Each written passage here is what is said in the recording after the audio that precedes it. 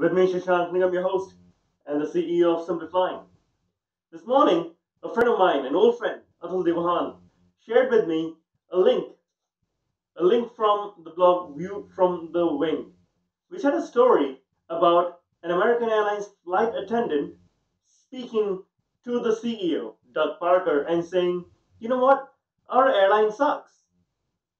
Now, that's not usually the preferred language speaking to a chief executive of an airline by a staffer. But guess what? It was incredibly true and incredibly honest.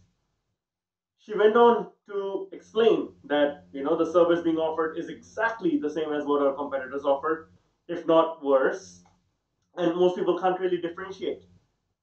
What she was trying to say is that the airline is becoming a commodity. That is not good in the long term. So, what did Doug Parker reply?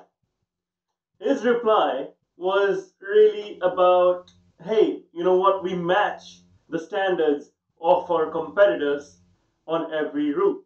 Whenever they make a change, we make a change too. We are never left behind.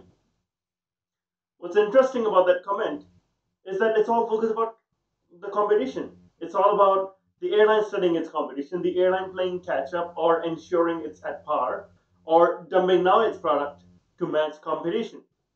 In fact, I want to quote something from my book, Soar, where in the introduction I have quoted noted industry analyst Henry Hartwell as saying the big three airlines in the US have dissolved into one homogeneous blob. This was written in 2016. It still, unfortunately, holds true till date.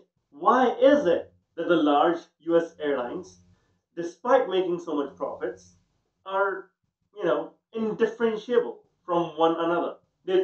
One is like the other, which is like the other. Why is that? Why aren't they different?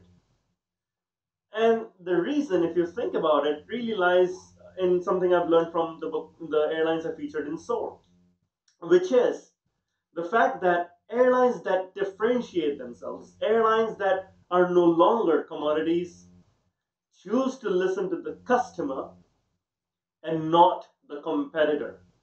If you listen to your competitor, guess what? You will just become like your competitor. But if you listen to your customer, you will actually be improving your product and your service to live up to the expectations of the customer. In much of the US, there is no choice. Most of the time, you're either in a hub city of a large airline, so you're always flying them, or there's not much competition, at least on the large international routes that these airlines compete on, even domestically. So when a JetBlue comes in and makes a splash, everyone wakes up and like, wow, this is cool, let's do something. So these three large airlines, unfortunately, are not the ones pushing the frontier, and that's because they are always looking at one another, not necessarily listening to the customer. I want to share a story from Amazon. Jeff Bezos, in his boardroom, has one seat that's always empty, and that is the seat of the customer.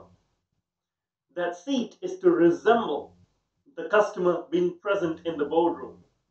Not a competitor, but the customer. And that's what keeps Amazon so focused on innovating. They don't look at the competition to see what they're doing. They truly listen to the customer.